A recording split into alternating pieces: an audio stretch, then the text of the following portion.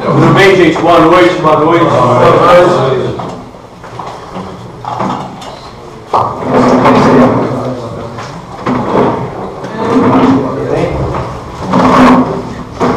Boa noite. Boa noite. A gente estava acompanhando pelos fogos aqui, o evento lá acabou postergando um pouco, a gente entende. E por isso também demos andamento a algumas, apesar de ser um evento do Conheço o Candidato, a gente está fazendo dentro da nossa plenária, então tem as formalidades da plenária, passamos pelos itens de auto-apresentação, passamos pela leitura e aprovação da ordem do dia, apresentamos o que é o projeto Conheço o Candidato, de onde surgiu, desde o planejamento estratégico do ano da gestão, e apresentamos também num modelo dinâmico a carta de compromisso da JCI, que foi uma carta desenvolvida por uma continuação de propostas, de ideias dos membros, em várias áreas de atuação, esporte, mobilidade urbana, saúde, todos os setores. Então, o companheiro coordenador do projeto, Felipe Quintanilha, apresentou para a gente, e como a gente tinha um pouco mais de tempo, talvez não tenhamos nos próximos, por conta do atraso, a gente também apresentou mais detalhadamente as propostas dos membros que não participaram e dos convidados que estão aqui presentes.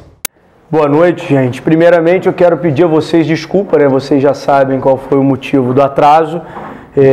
Na verdade, a gente tinha essa reunião, esse lançamento de candidatura já agendado já há mais de um mês, numa reunião expressiva que tinha bastante gente, não tinha como, de fato, a gente deixar toda aquela população lá esperando. E a gente tentou o máximo possível adiantar, mas quando tem muita gente, tem essa dificuldade da gente tentar promover uma reunião mais rápida, até porque você tem que esperar que todos falem, e como candidato a prefeito, geralmente a gente fica para o final para falar. Eu vou tentar ser o mais breve possível, até pelo tempo de vocês e também pelo meu. Eu estou muito gripado, então também tenho essa dificuldade hoje imposta no dia inteiro, eu tive dificuldade na agenda inteira, então também estou com minha voz um pouco já saturada, eu tenho que gravar amanhã, eu vou também tentar falar o mínimo possível. Bom, a gente vai usar esses 10 minutos para apresentar as propostas, não é isso? Na área da saúde, gente, que eu gostaria de começar pela área da saúde, porque eu entendo que é a principal dificuldade hoje dessa atual gestão. Eles investem na saúde mais de 600 milhões de reais, um orçamento que é muito alto. Nós tínhamos no governo do PDT mais ou menos em torno de 600 milhões de reais para governar o município inteiro, para tratar de educação, de saúde, de transporte, de esporte, e eles têm esse mesmo orçamento destinado à saúde e não conseguem fazer com que os hospitais atendam bem os pacientes, com que os postos de saúde tenham remédios, que tenham um atendimento adequado, não conseguem fazer o PSF voltar, que é o Programa Saúde da Família. Então, mediante a tudo isso que a gente tem visto na saúde, a gente tem identificado que o problema não é orçamento, não é dinheiro, não é verba, que o problema é gestão, está faltando gestão. Então, diante de toda essa análise que a gente fez, a gente identificou algumas coisas que a gente pode fazer, inclusive para melhorar essa gestão. Uma das coisas é integrar a saúde.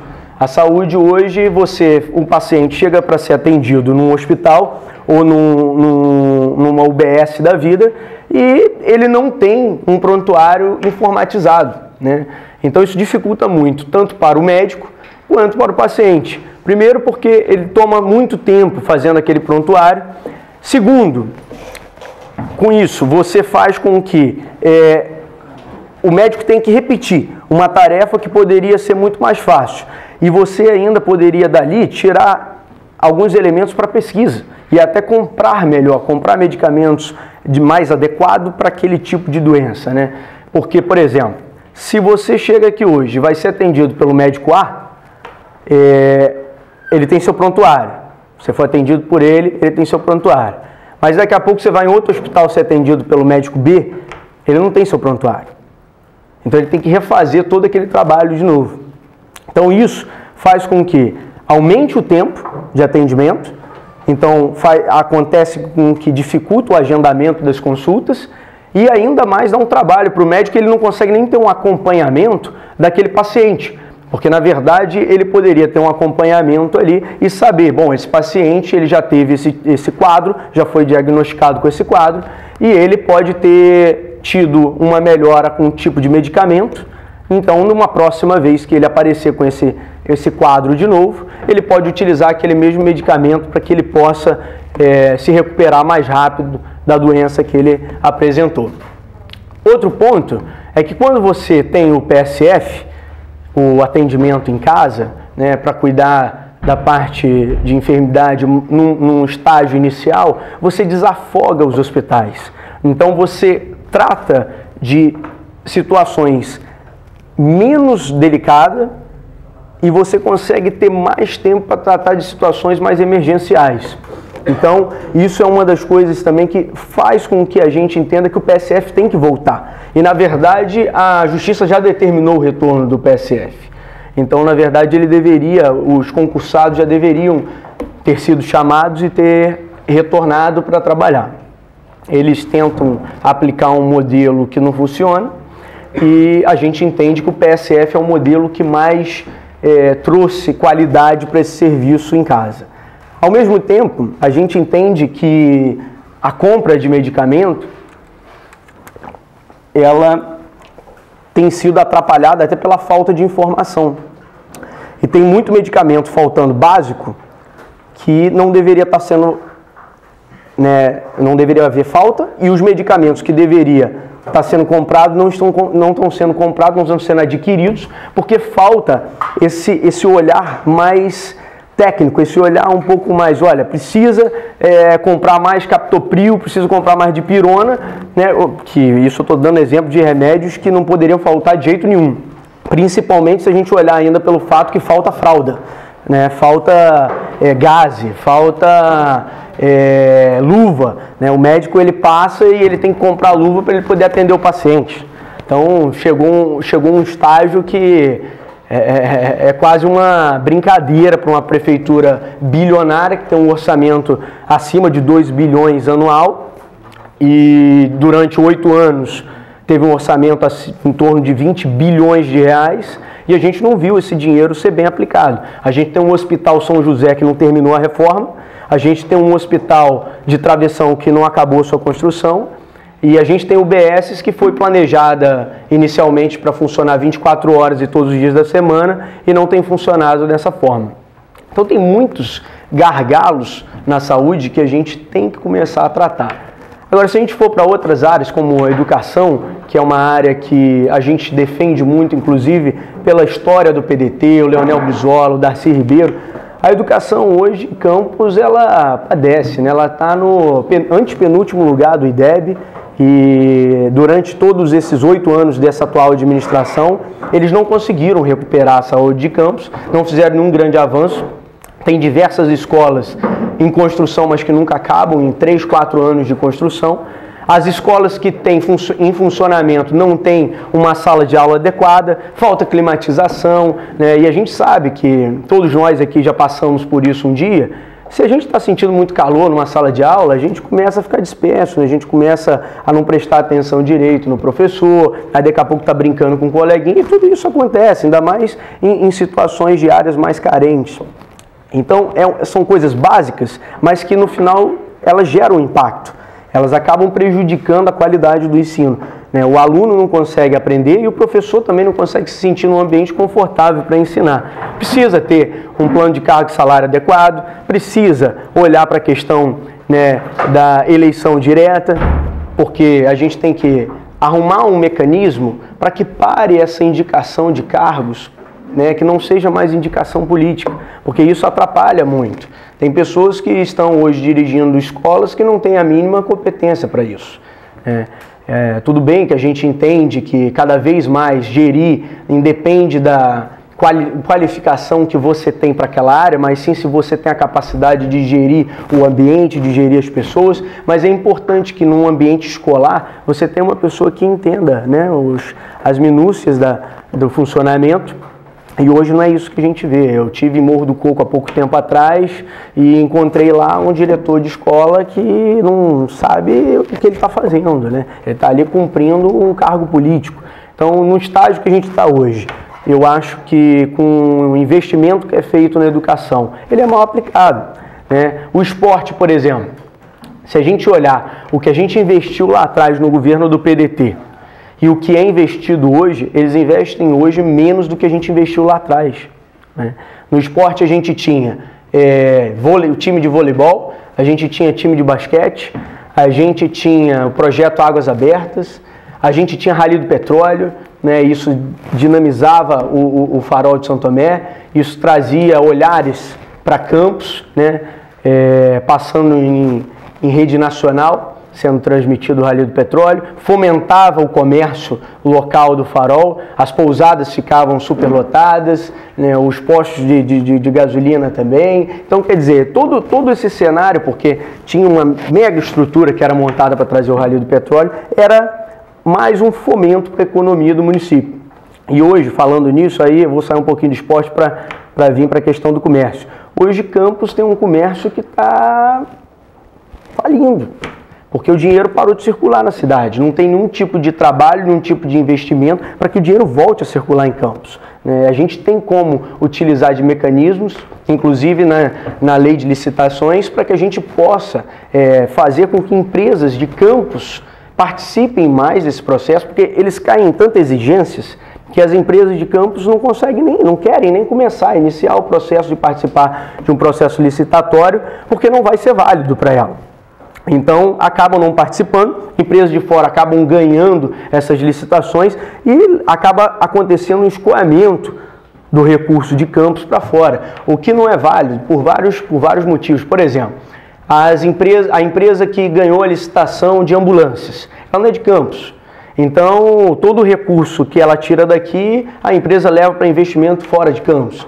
Agora, se essa empresa ela fosse de Campos, ela estaria fazendo a manutenção das ambulâncias em Campos, então ela estaria movimentando as oficinas de Campos, ela estaria levando para o comércio de Campos, por exemplo, comprar num armazém, comprar num supermercado, dar entrada num imóvel. Então isso tudo fomenta o mercado e faz com que gere emprego, gerando emprego as pessoas têm dinheiro para poder comprar, tendo dinheiro para poder comprar o comerciante está ganhando. Hoje a gente vê um comércio que ele não tem esse círculo, né? Está precisando voltar aquele círculo virtuoso, né, da economia do município que tinha lá atrás. E isso não tem nada a ver com a crise que hoje nós estamos enfrentando no país.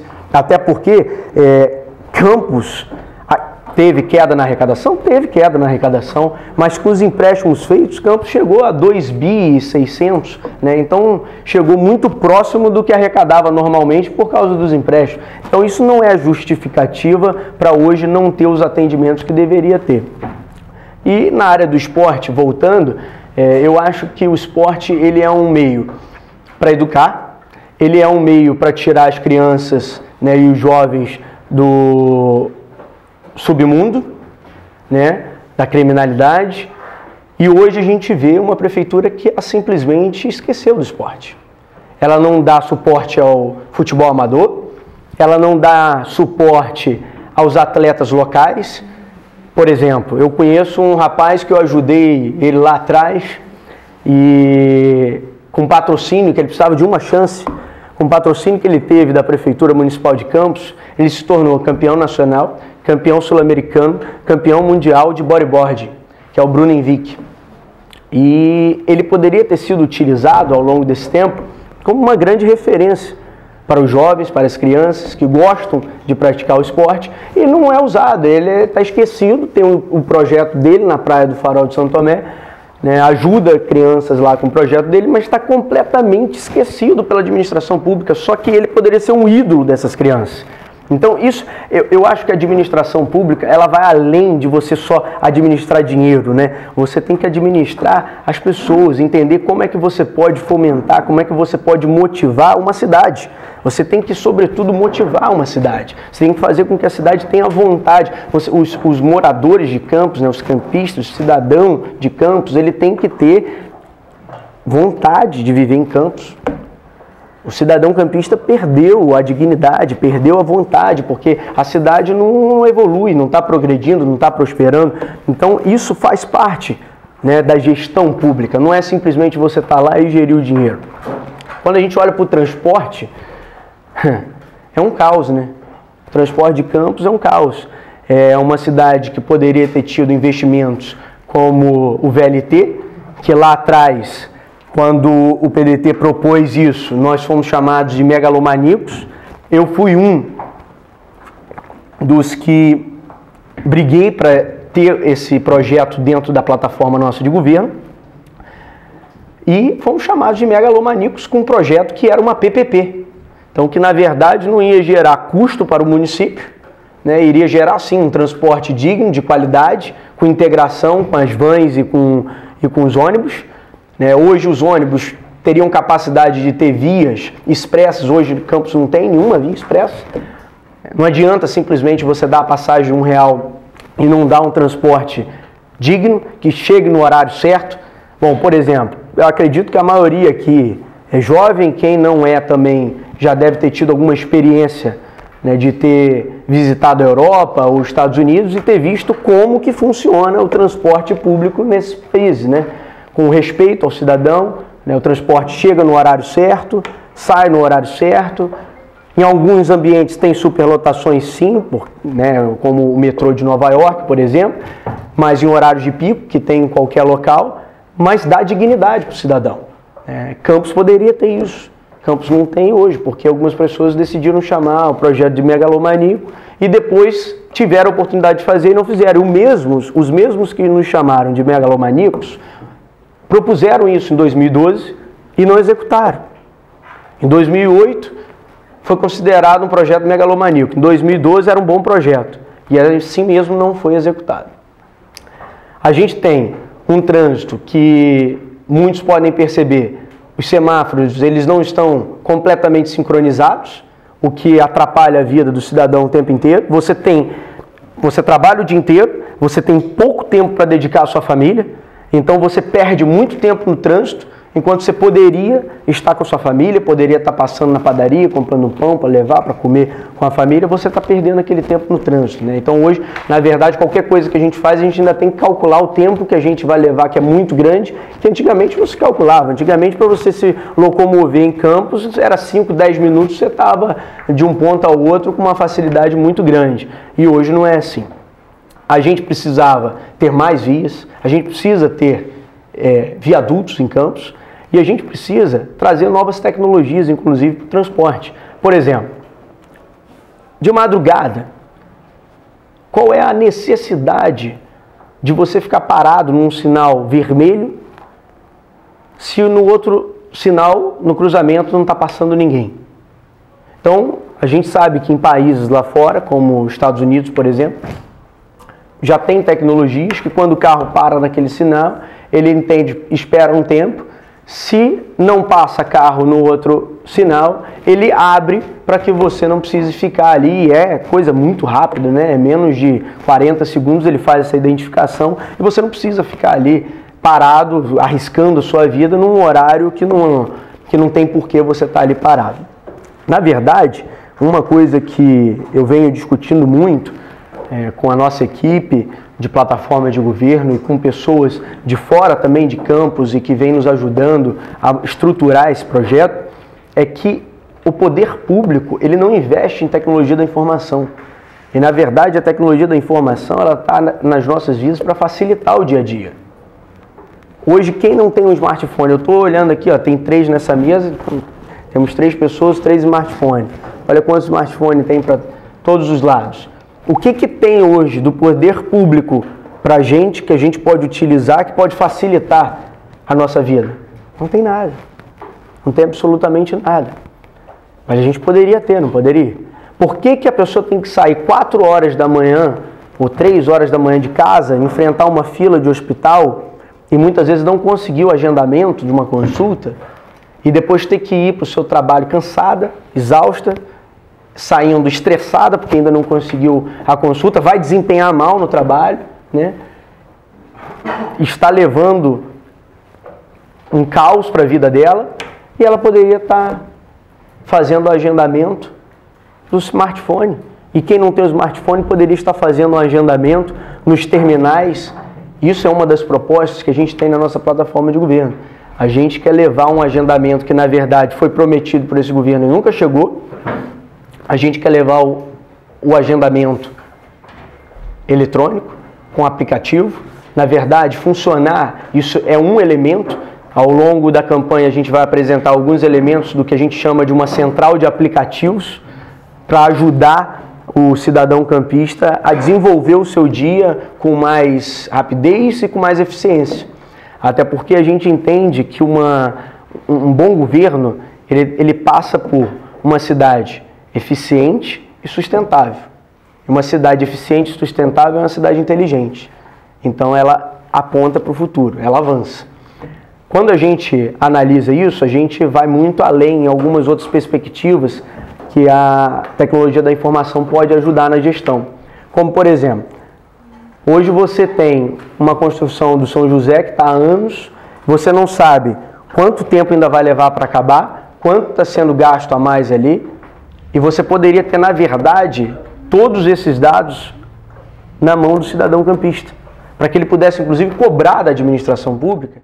A gente tem que ter em Campos uma Secretaria de Ordem Pública, até mesmo para a gente evoluir em outros aspectos. Por exemplo, a guarda não deveria ser feita só para multar. A guarda deveria ser feita para educar o cidadão, para ajudar uma senhora a atravessar, para ajudar um deficiente a atravessar. E não é isso que a gente vê hoje. A gente vê a guarda só canetando porque ainda tem ordem para canetar. Então, os conceitos estão errados. E a gente precisa colocar novos elementos para que a gente consiga, de fato, avançar, principalmente numa área muito importante. Hoje, em Campos, diversos locais que você anda, você corre um sério risco se você tiver com um celular andando na mão, você corre um risco de ser assaltado e de levar o seu celular, de levar o seu carro. A gente tem, por exemplo, um colega na nossa equipe aqui que ajuda a gente todo dia, estava passeando com sua filha há uma semana atrás, lanchando, aqui diversas pessoas que não me deixam mentir isso, e teve seu carro roubado. Se vocês olharem para o carro, vocês não acreditam nem que alguém teve interesse de roubar aquele carro, que é um carro muito simples, né? Que ele teve muita dificuldade para adquirir e que foram lá e simplesmente roubaram. E tem a filmagem, tem tudo, e até hoje ficou por isso mesmo, né? Então são essas realidades que nós estamos vivendo hoje, essa é a realidade que a gente vive hoje.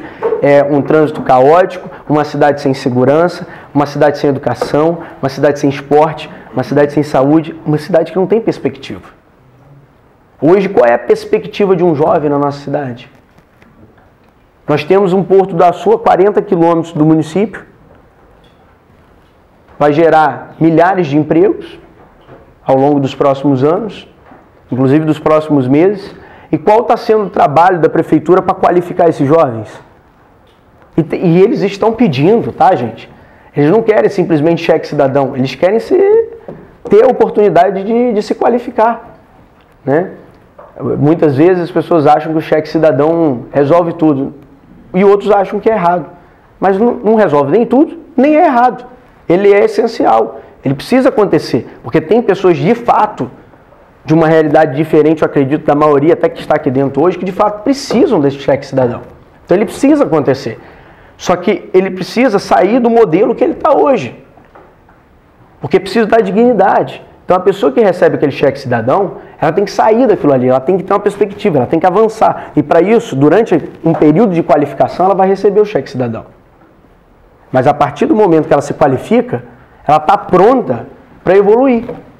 Ela está pronta para seguir a vida dela e ter um salário melhor, ter um trabalho digno e não precisar depender mais daquele cheque cidadão, levar uma qualidade de vida melhor para a família. Muitos entendem que a passagem social foi a solução do transporte. Ela é importante, de novo, porque para muitas pessoas é caro, mas não é o principal. Hoje, por exemplo, nós temos um sistema de vans que ele precisa ser regularizado. Precisa ser pensado, as pessoas estão ignorando isso. E precisa ser pensado. É preciso ser pensado se vai ter uma rodovan, é preciso ser pensado se nós vamos, de fato, regularizar junto com a Câmara. Precisa pensar, ninguém quer tratar desse assunto, porque é um assunto delicado para os políticos que estão hoje no mandato. Eles não querem tratar porque eles entendem que se eles fizerem o que as vans querem, vai ter problema. Se não fizerem o que as vans estão querendo, também vão ter problema. Então eles preferem simplesmente não falar sobre o assunto.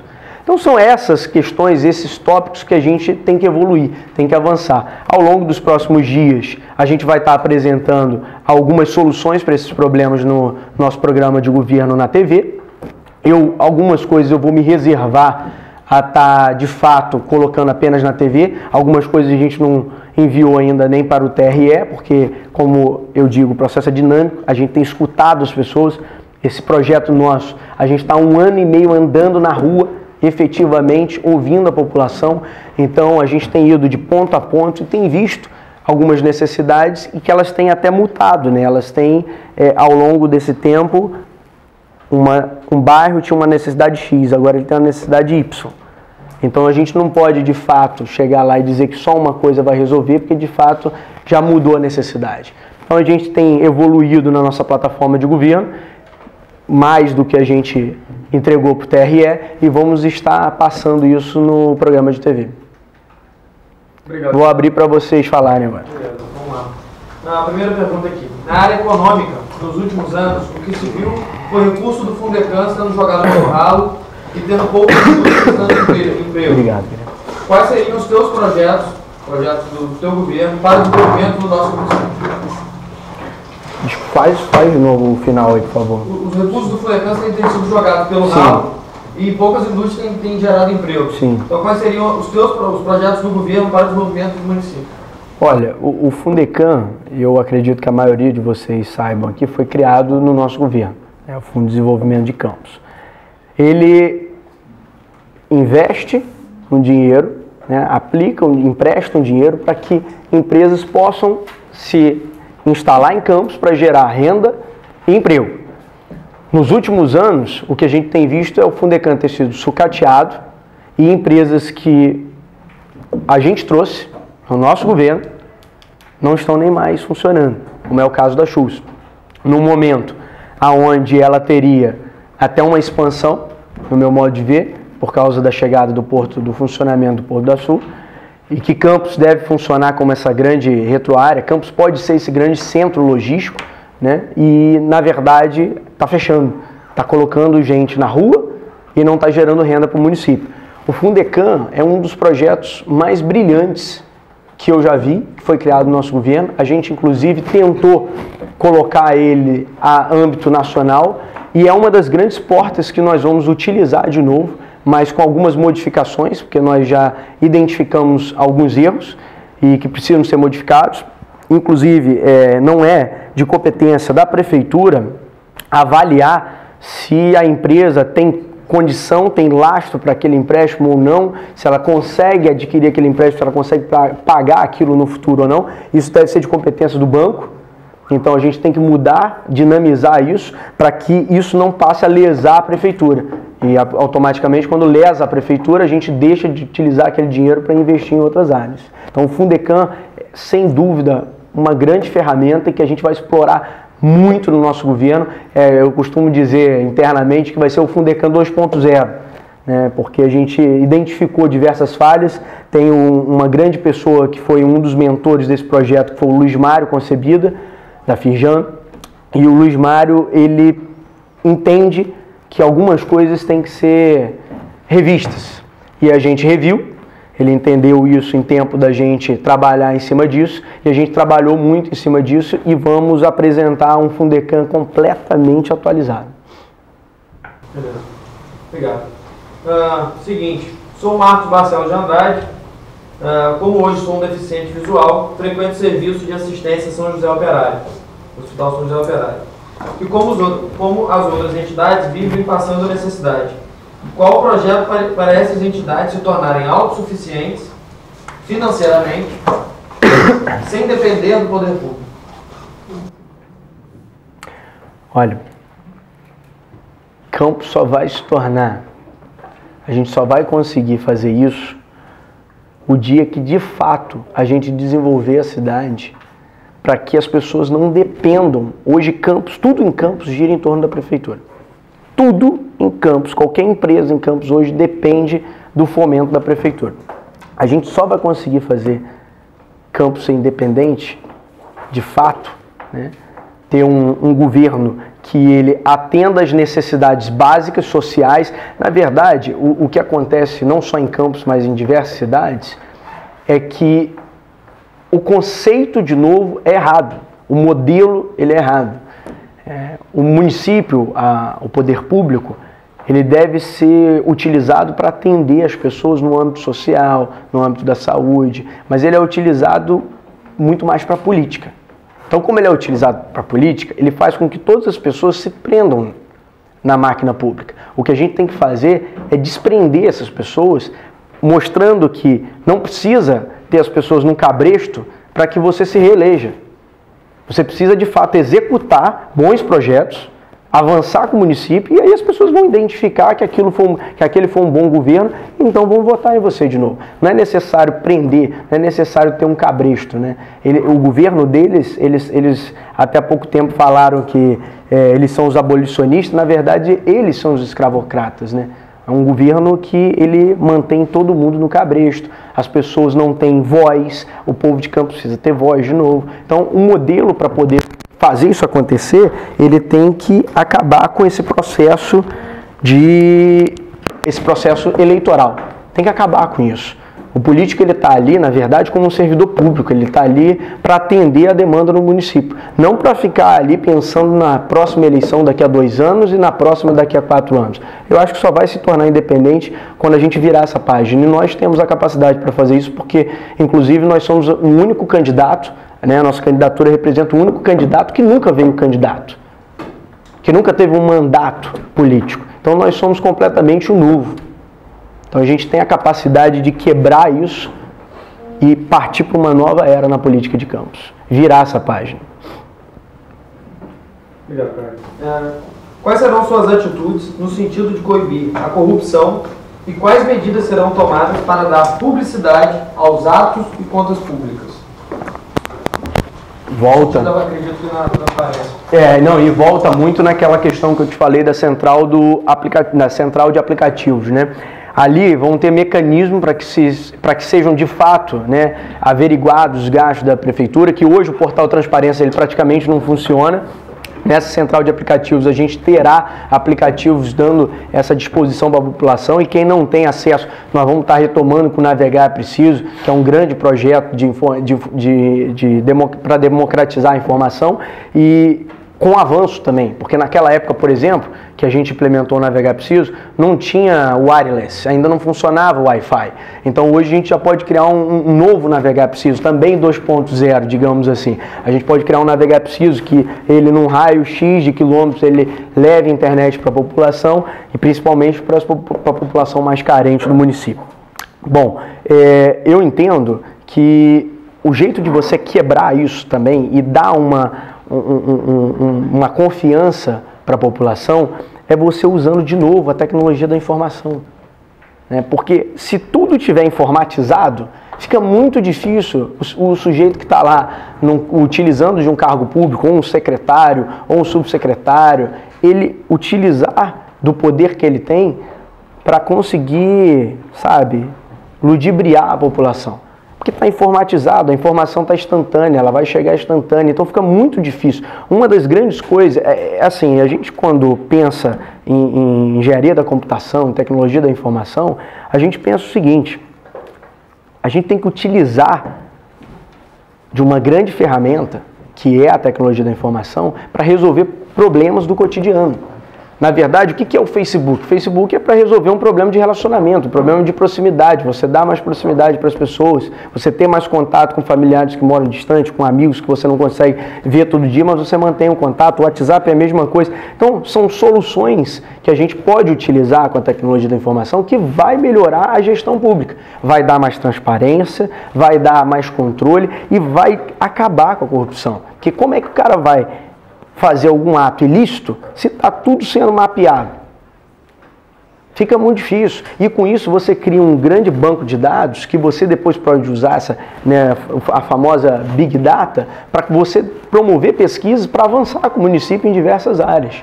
Então, sem dúvida alguma, a tecnologia da informação ela é fantástica, a gente tem que explorar. Nós estamos numa era de tecnologia e a gente não tem um pensamento para isso.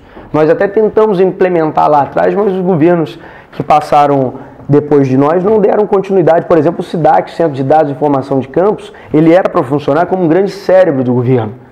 Era para que ele buscasse informações e municiasse as secretarias com essas informações para que ela melhor atendesse a população. Mas hoje não é isso que acontece, ele está completamente obsoleto, não funciona dessa forma, o monitoramento de câmera, tem diversas câmeras que não funcionam, então tem diversas questões que a gente pode fazer para, com a tecnologia da informação, trazer uma transparência maior. Na área da agricultura, como você analisa a implantação da cadeia produtiva local e regional como uma das soluções para esta área? Olha, falar da agricultura, eu poderia passar a consumir o tempo inteiro aqui falando, porque o que a gente avançou na agricultura, ninguém avançou. A gente deu condição ao produtor de campos de fato, produzir.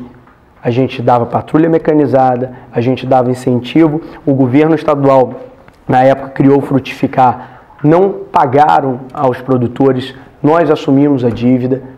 Era um projeto que, inclusive, era para ser interessante o Frutificar, porém, hoje os produtores têm medo do Frutificar, porque muitos ficaram com essas dívidas do Frutificar. Então, nós avançamos muito lá. Nós construímos todas as estradas vicinais.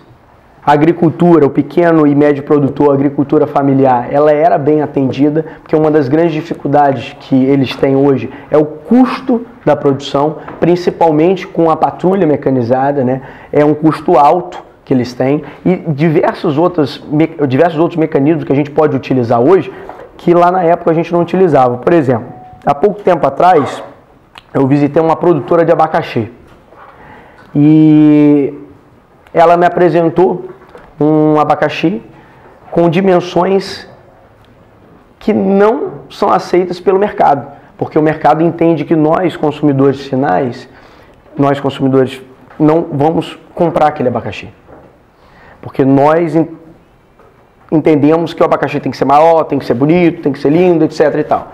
Bom, mas o abacaxi ele é bonito, ele é gostoso mesmo sendo pequeno, e ele é saudável. E não tem nenhum tipo de incentivo porque ela perde aquela produção. Só que ela tem custo, independente dele ser pequeno ou grande, ela tem custo. E hoje, inclusive, foi aprovado, até mesmo pelo governo do Lula, do PT, foi aprovado que você tem um mecanismo para comprar no mínimo 30% de produção local. Então, na verdade, você pode comprar até mais, o mínimo é 30%. E a prefeitura deveria estar comprando esses abacaxis para poder introduzir nas escolas, como merenda escolar, como suco para as crianças, e isso daria um incentivo imenso para eles. Temos que buscar mecanismos para ajudá-los, inclusive, a fazerem produtos mais aprimorados, até mesmo para exportar no Porto do Açu. Porque hoje tem essa condição deles fazerem isso. Hoje, em Campos, a gente tem um dado que assusta. 80% mais ou menos do consumo alimentício de Campos vem do Espírito Santo, não vem nem do nosso estado. Na verdade, a gente deveria estar exportando, porque a gente tem a vocação, mas a gente não está nem exportando nem para o estado, nem para lugar nenhum, a gente está importando, ainda de outro estado. Então, tem que criar esses mecanismos de volta, tem que trazer de volta alguns programas de incentivo, tem que voltar a dar patrulha mecanizada para eles, tem que voltar a ter estradas adequadas, porque eles têm dificuldade para escoamento da produção, tem que trazer um novo incentivo para que eles possam aprimorar produtos finais para exportar, e isso vai fazer com que eles cresçam, até mesmo saiam de pequenos e médios produtores até para grandes produtores. Ok. E a última pergunta, até devido ao horário, qual seria, caso eleita, a sua prioridade governamental? Saúde, ó. Tá vendo? Saúde. Sem dúvida alguma, saúde. Sem saúde a gente não estuda, sem saúde a gente não trabalha, sem saúde a gente não faz nada. Quase que eu não consegui cumprir minha agenda hoje porque eu tô mal de saúde. Então, você imagina quem não tem acesso a remédio, quem não tem condição de ir no médico, quem não tem condição de um tratamento adequado. Então, sem dúvida alguma, a prioridade é saúde. Saúde, educação, segurança, esporte, são muitas prioridades de Campos. Campos hoje está precisando de tudo. Na verdade, esse slogan, Campos não pode parar, é engraçado, né? Campos parou. Campos já parou. E hoje nós estamos utilizando dessa segurança de um governo que a gente fez competente e utilizando o novo para dar um novo rumo para Campos. Uma nova proatividade, um novo governo, com ideias novas, com um grupo, com pessoas que tiveram lá atrás, mas com pessoas novas também, que têm capacidade de gestão e principalmente de gestão de pessoas, que é o que eu entendo que um prefeito mais necessita. Um prefeito precisa saber gerir a sua equipe. Mais do que ser um grande especialista em economia, em engenheiro agrônomo, ele precisa ser um grande gestor de pessoas, porque ele não tem só uma secretaria de administração ou de saúde para gerir. Ele tem diversas secretarias. E ele não tem condição de ter qualificação, né, específica em todas essas áreas. Então acho que a maior qualificação que ele tem que ter é a honestidade, é a força de vontade para fazer, é a capacidade de gerir as pessoas, identificar em tempo de execução se aquelas pessoas estão executando de fato tudo que você acredita ou se você tem que remodelar, tirar aquelas pessoas daquela posição e colocar outras pessoas ali.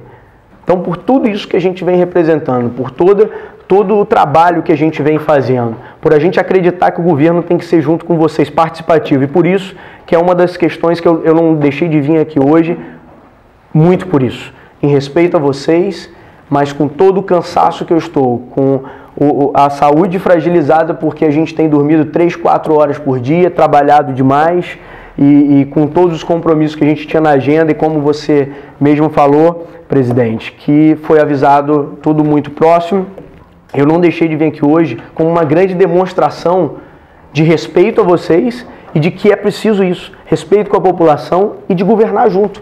Eu, inclusive, estou completamente ansioso para ver a carta de compromisso, porque pode sair daí grandes ideias para a gente contribuir e avançar mais ainda com o município. Então eu peço a ajuda de vocês nessa caminhada, peço que quem não tiver comprometido, vote 12, e quem tiver comprometido, repense ao longo da caminhada, analise as propostas que nós vamos apresentar e possam estar caminhando junto da gente.